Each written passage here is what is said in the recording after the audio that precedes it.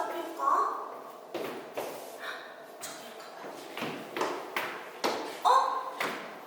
여기 와이파이 잡힌다. 명호 작가님, 여기 와이파이 잡혀요. 찾았어? 네네. 여기 잡히는 것 같아요. 대박. 와. 한번 해보세요. 와이파이 잡힌다. 잡힌다. 어때요? 잠시만. 비밀번호 비번 잠그셨네, 비번. 1, 2, 3, 4 해볼까요? 1, 2, 3, 4. 돼요? 채채. 또 잠겼어. 카페 아저씨 또 복잡하게 비번 설정했네. 피자 박스나 접으러 가죠. 그래야 되겠다. 봅시다. 네. 명호 작가 하율이의 시네마 콘서트 지금 바로 시작합니다. 저희 오늘로써 세 번째 네네. 맞죠? 세 번째 너무나도 기다렸습니다. 이 시간만을 기다렸다. 둘 다 여러 가지 일들이 많아서 네. 오랜만에 왔습니다. 근데 저희 생각보다 댓글에 너무 재밌다. 그리고 서로 티키타카가 잘 된다라는 이야기를 해주셔서 저희가 또 신이 났지 뭡니까? 네, 신이 납니다. 명호 작가님, 그렇다면 오늘 영화는 어떤 영화인가요? 네, 오늘 다룰 영화 오랫동안 고민했는데 자. 그래서 우리가 그동안은 좀 동기부여, 힐링 이런 쪽에 포커스를 맞췄었는데 네. 또 역시나 우리의 현실의 문제를 안 다룰 수는 없다 보니까 네. 오랜 고민 끝에 이제 기생충을 한번은 다뤄야 되겠다. 다뤄야겠다. 그래서 이번에 네. 선택하게 되었습니다. 네. 기생충에 대한 리뷰는 우리나라에 뭐 한 5,628개 정도는 있을 거고, 우리가 하나를 더하는 거다 보니까 얼마나 차별성이 그쵸? 있을지 모르겠지만 뭐 그래도 한번 할 수 있는 한 저희만의 매력이 있지 않습니까? 저희만의 관점이 분명히 네. 들어가지 않을까 네. 생각이 너무 듭니다. 네. 그럼 바로 시작을 해볼까요? 네.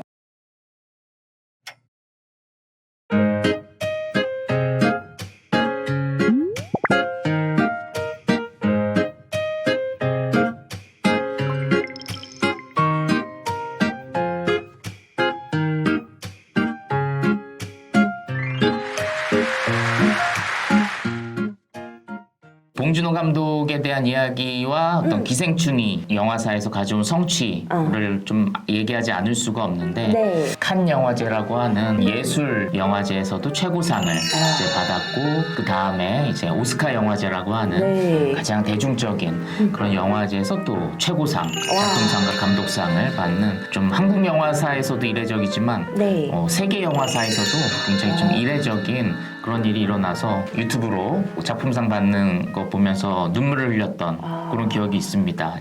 좀 전에 그 국제영화상 수상하고 이제 오늘 할 일은 끝났구나 하고 이제 릴렉스하고 있었는데. After winning Best International Feature, I thought I was done for the day and was ready to relax. 너무 감사합니다. 그리고 어렸을 때 제가 항상 가슴에 새겼던 말이 있었는데 영화 공부할 때 가장 개인적인 것이 가장 창의적인 것이다. 그 말을 하셨던 분이 누구였냐면 이제 책에서 읽은 거였지만.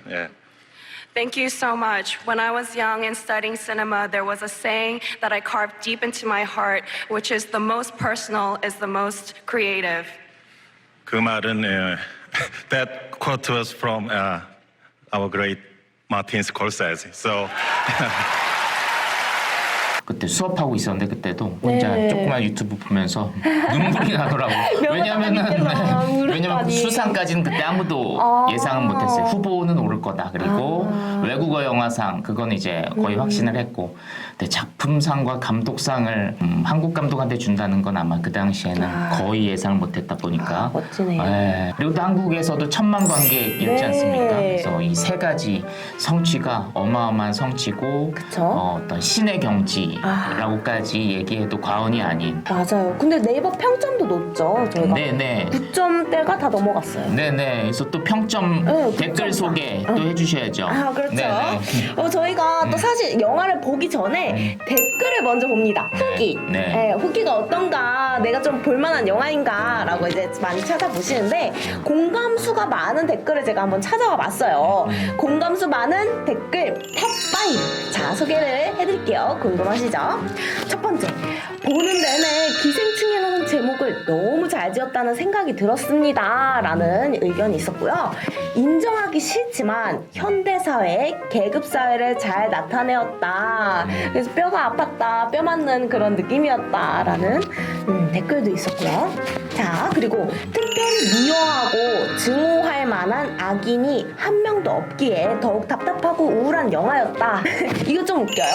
피자 박스 접을 때가 제일 행복했다. 이제 앞으로 더 명호 작가님께서도 이제 대성을 하실 건데 피자 박스 접을 만한 그런 시절이 좀 뭔가 떠오를 만한 그런 게 있나요? 저는 엄청 많죠. 네, 하나를 꼽자면? 저는 이제 대학교 때 4, 5년 내내 아르바이트를 쉴 수는 없었던 네, 거의 방학하기 하루 이틀 안에 아르바이트를 바로 구했어요. 아르바이트 하면 네. 2달 동안 하면 뭐 한 150 버나 그러면 그걸로 이제 계약하자마자 이제 아르바이트 그만두고 네. 그걸로 이제 또 3개월 동안 학기 공부하고 그렇게 4년을 열심히 했던 기억이 있습니다. 그때 전공과 전혀 상관없는 알바하면서 뭐 트럭 조수석이라든지 아니면 뭐 남대문 뭐 박스 같은 거 그런 거 하면서 빨리 전공과 관련된 일을 하고 싶다는 생각을 너무나도 간절하게 했던 것 같아요. 시작부터 계급에 대한 이야기를 했네요. 그래서 네, 좋습니다. 계급의 이야기가 그러니까 먼 이야기가 아니라 우리에게 되게 가까운 이야기라는 걸 오늘 좀 하고 싶어서 이 영화를 택한 것도 있어요. 사실 근데 제가 대학교 시절 때만 해도 그런 계급에 대한 인식이 안 했던 것 같아요. 못 살았으면서도 내가 그렇게 가난하다는 걸 몰랐어요. 왜냐하면 그 당시에는 소셜미디어가 없었기 때문인 것 같아요. 네. 그럴 수가 있군요. 그래서 못 사 먹고 하면서도 이게 지금 문제가 있다는 걸 몰랐어요. 그쵸, 그냥 비교할 대상이 비교할 없으니까. 대상이 다 그러고 살고 있는 네. 또 영화과 사람들이 다 가난해서 그랬나? 아무튼 그럴 수도 있겠다. 근데 요즘은 소셜 미디어가 있기 때문에 아마 좀 더 빨리 인식을 하는 것 같아요. 그렇죠. 오히려 요즘 또 청소년기 아이들이 그런 소셜 미디어에 많이 노출이 되면서 이제 자기의 이제 형편 빈부격차를 좀 더 많이 느끼는 것 같아요. 맞아요. 네. 그래서 뭐 그 임대주택에 사는 아이 막 놀리고 이런다면서. 맞아요. 신문에도 나오고 그러잖아요. 네, 제가 지금 임대주택에 살잖아. 갑자기? 좀만 더 설명을 드리면 좋아요. 이제 네. 봉준호 감독님이 항상 얘기하듯이 네. 자신이 존경하는 감독 두 분을 항상 이야기하세요. 이제 히치콕, 그리고 다른 감독이 김기영 감독. 이렇게 두 명의 감독을 자기에게 영향을 준 감독이라고 이야기하는데 이 기생충을 보면 그 히치콕과 김기영 감독의 대표작이 이렇게 이 안에 녹여져 있는 그런 느낌이 듭니다. 히치콕의 사이코라는 작품, 그리고 김기영 감독의 하녀라고 하는 이 두 작품의 어떤 핵심적인 영화적 아이디어가 녹여져 있습니다. 봉준호의 영화에서 그 지하실의 모티프가 굉장히 중요하게 나타나잖아요. 근데 사실 봉준호의 삶에서 지하실은 크게 관계가 없대요. 어떤 영화적 어떤 설정으로서 중요하게 넣는데 제가 생각할 땐 그 중요한 이유 중에 하나가 어떤 히치콕의 영향이라고 생각을 합니다. 그래서 히치콕의 사이코라는 영화를 보면은 거기에서 아주 무시무시한 비밀이 이제 지하실에서 딱 발견되는 그 장면이 있거든요. 영화적 엔딩에서. 그래서 그 모티프가 굉장히 중요하게 등장하고 그다음에 이제 부잣집에 하녀로 들어가서 거기에서 어떤 계급 상승을 꿈꾸고 충돌하는 그런 거는 이제 김기영 감독의 하녀가 굉장히 잘 담겨져 있습니다. 그래서 그 하녀에서도 이미 그 계단의 메타포, 계단의 상징 이런 것들이 그 영화에서도 이미 쓰여져 있고 이제 그 영화는 유튜브에서 이제 무료로 볼 수 있는데 그 영화의 마지막 장면이 이제 하녀가 계급 상승에 좌절돼서 이제 계단에 거꾸로 엎드려서 쪄서 이제 죽는 걸로 그 영화가 이제 끝이 납니다. 봉준호 감독이 이제 계급에 대한 주제를 너무나도 오랫동안 해왔던 고민이다 보니까 정말 이 영화에서 가장 정점으로 그 미학이 완벽하게 표현되지 않았나 그런 생각이 들고 그래서 많은 사람들이 뭐 살인의 추억이 더 뛰어난 영화인 것 같은데 어떻게 생각하냐 뭐 이렇게 질문하기도 하는데 물론 그 영화도 뛰어나긴 하지만 어떤 봉준호 감독이 추구하는 어떤 리얼리즘 미학이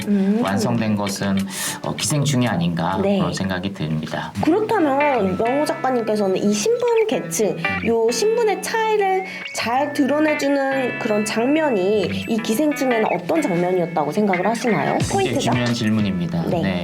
그래서 많은 사람들이 뭐 계급에 대한 주제를 잘 다루고 있다 이렇게 그냥 막연하게 이야기하고 그 미장센에 대한 설명이 굉장히 적었거든요. 근데 오늘 제가 조금 미장센에 대한 이야기를 해드리도록 하겠습니다. 궁금합니다. 네. 그래서 일단은 가장 중요한 미장센은 계단이죠. 계단. 그래서 이 영화에서 이제 중요한 모티프로 등장하는 계단이라고 하는 것이 어떤 계급 구조의 어떤 상징으로서 다양하게 쓰이고 또 동시에 어떤 인간성이 추락되어지는 이미지로 그래서 그들이 어떤 끔찍한 일을 벌이고 나서 탈출할 때 네. 계속 하강의 이미지를 맞아요. 이제 보여주죠. 연달아서 네. 그래서 계단을 내려가고 또 내려가고 또 내려가고 끝없죠. 네네. 그래서 다 다른 장소에서 찍었다고 하더라고요. 아. 네, 영화로 볼 땐 다 연결되어 있지만. 그러니까요. 오, 신기하다. 네. 네.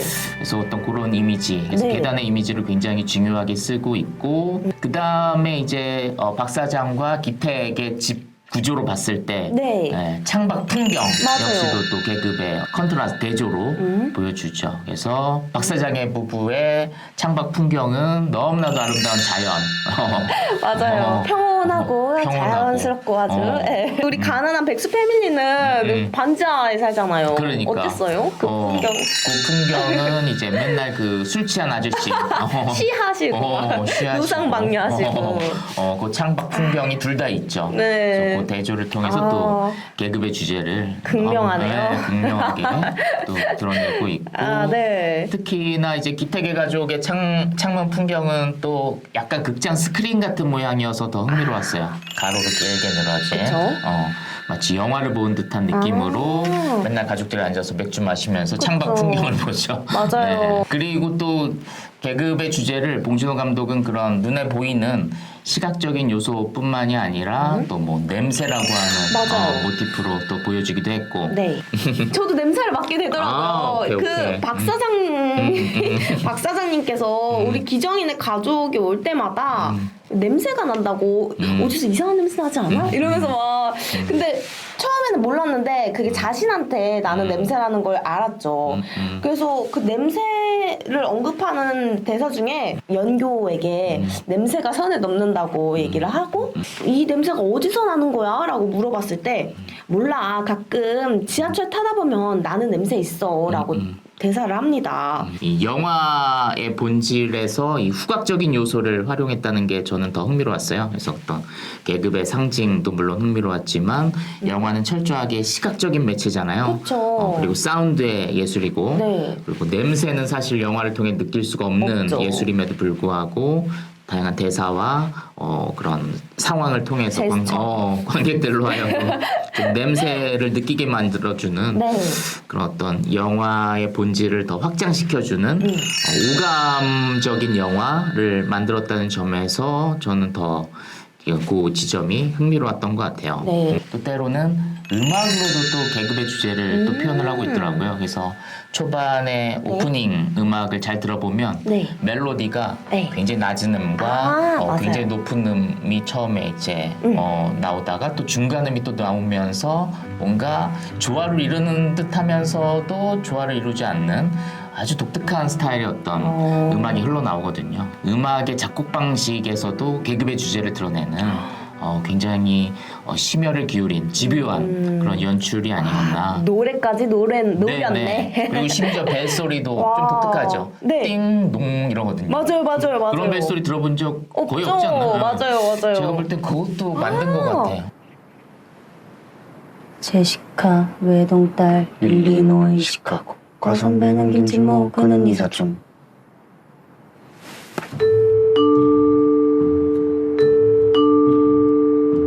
그러네요, 진짜. 네. 와, 예리하신데요, 그래서 엄청? 어떤 거기에서도 높은 음과 낮은 음 아. 그런 계급의 주제 띵동 이러거든요. 그런 게 굉장히 흥미롭고. 띵동. 중독성 있다. 네.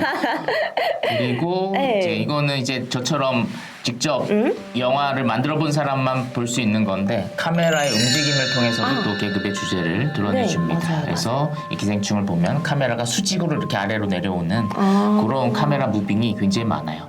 첫 숏부터 사실 그랬습니다. 첫 네. 숏에서 창문에서 시작했다가 카메라가 이렇게 수직으로 내려오면 이제 거기 쭈그리고 앉아 있는 이제 기우의 모습으로 영화가 시작이 되고 마지막에서 또 그 카메라 무빙이 똑같이 나오죠. 창문에서 시작해서 내려오면은 화면의 밝기가 다르죠. 그쵸, 다르죠. 어두운 곳에 있는 기후의 모습, 수직의 어떤 모티프를 봉준호 감독이 좀 집요하게. 그래서 비의 운동도 수직으로 내려오잖아요. 그런 거라든지 네 개의 움직임, 카메라의 움직임 이런 것들의 어떤 일치를 부여함으로써 또 주제를 드러내는. 그래서 그의 영화가 단순하게 계급의 주제를 잘 보여줬어 여기서 머무는 게 아니라 영화의 미학적인 표현으로 그 계급의 주제를 완성했다는 점에서 저 같은 비평을 하는 사람은 그걸 발견해서 또 재밌기도 하지만 그걸 못 발견하더라도 사람들은 느끼더라고요. 뭔가 이 주제를 미학적으로 표현하고 있다는 걸, 그죠? 이 포인트 되게 중요하네요. 사람들이 전문가가 아니더라도 그걸 다 느낀다는 거잖아요. 네. 그런 게 신기한 것 같아요. 그래서 지적인 영화이면서 동시에 우리에게